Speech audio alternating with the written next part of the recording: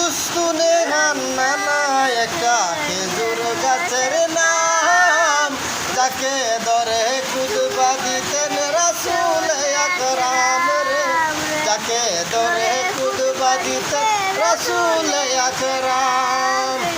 উস্তুনে হান্নানা একটা খেজুর গাছের নাম, যাকে ধরে কুদবা দিতেন রাসূল আকরাম রে, যাকে ধরে কুদবা দিতেন।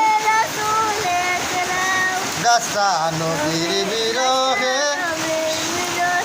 সদা কাঁদিতে রহে, গাছটা নবীর বিরহে সদা কাঁদিতে রহে।